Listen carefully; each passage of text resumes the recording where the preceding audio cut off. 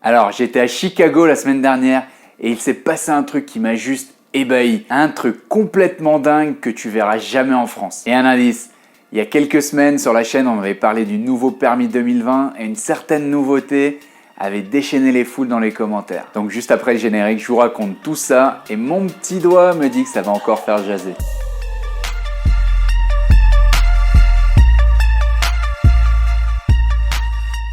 Salut à tous, ici Alex du site permismotofacile.com et aujourd'hui on va parler de l'équipement à moto. Et plus précisément, on va répondre à deux questions. La première, est-ce qu'il devrait être obligatoire?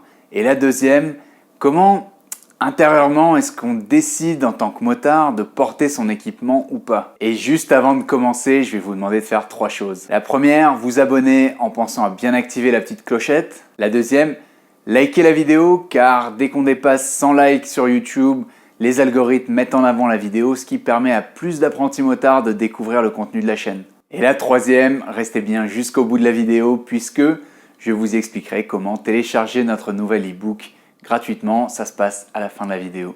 Alors le week-end dernier, j'étais à Chicago. Gros soleil, 25 degrés, alors que la semaine juste avant ça, il avait encore neigé. Et qu'est-ce qui se passe dans ce genre de cas ? Tous les motards sont sortis, bien évidemment. Et donc, je m'arrête au feu rouge sur Jackson Boulevard, et là, deux motards s'arrêtent aussi au feu rouge. Le total look, gros Harley, style Sons of Anarchy, mais alors zéro équipement. Les mecs, ils sont en débardeur et sans casque. La boule à Z façon Fabien Barthez, donc même les cheveux n'étaient pas là pour les protéger si jamais ça faisait quoi que ce soit. Donc ça m'a rendu curieux, forcément je leur ai demandé, le casque il est pas obligatoire ici, comment ça se passe? Les mecs me regardent un peu genre, putain c'est qui cette alien? Et ils me font un gros signe de la tête comme ça, non. Et j'ai dû tirer une drôle de tête face à leur réponse, puisque un des deux motards m'a lâché un petit who cares anyway, c'est-à-dire en gros, de toute façon on s'en bat les couilles. Et les mecs ils ont redémarré puisque le feu était vert. Et donc voilà, ciao, bye bye. Du coup, je me suis mis à observer tous les motards que je croisais ce week-end-là. Et franchement, peut-être les trois quarts n'avaient mais absolument aucun équipement.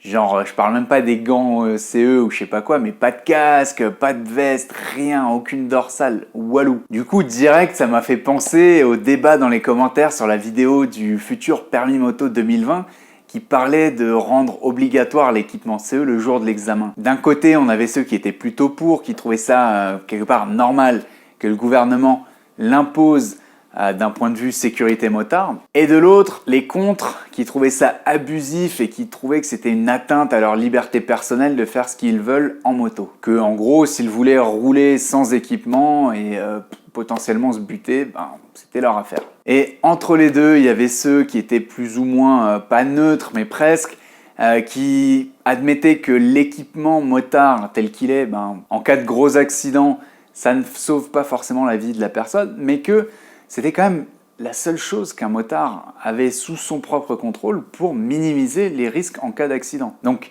dans la vidéo, j'exprimais une opinion plutôt pro-équipement et plutôt content du fait que c'était imposé au permis moto 2020. Mais depuis, j'ai un petit peu reconsidéré ma position à force d'échanger avec vous, notamment dans les commentaires. Et donc, je voulais vous parler de tout ça. Mais comme je tiens à respecter vos retours, vos commentaires, votre feedback, et vous m'avez demandé de faire des vidéos un petit peu plus courtes, du coup, je vous partage mon opinion dans la vidéo de la semaine prochaine. On parlera bien évidemment également aussi de quel est le processus, les critères de décision plus ou moins conscients par lesquels passent les motards pour choisir de porter ou pas leur équipement quand ils sont déjà équipés.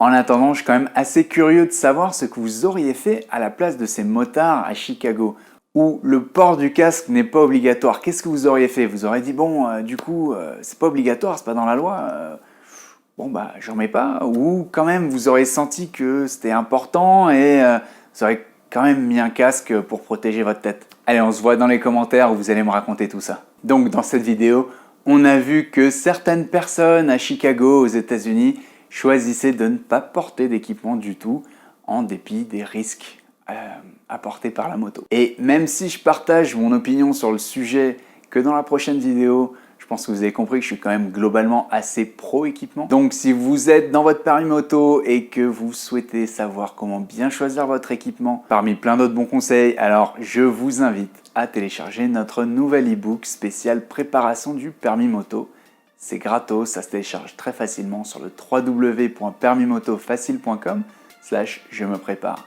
Ça s'écrit tout attaché et sans accent. Quant à nous, on se retrouve dès la semaine prochaine dans une nouvelle vidéo. Bye bye!